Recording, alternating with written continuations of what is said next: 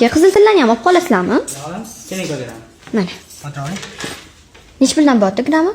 Bozorni narxladingizmi? Da, narxladim, faqat past etishyapti-da. 840 mingdan deyishdi. Birja ko'tarib qo'ygan. Biz sizga 880 mingdan qilib beramiz. O'zi sizlarga ishonib kelganda Instagramda sizni videolaringizni ko'rib turaman. 85 Zo'r chiqib qo'yasiz. Rahmat. Hop, 804 chiqdi.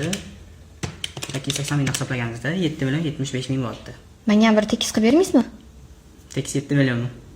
Yo'q, balandroqqa. Balandroq bering chiroyli qilib.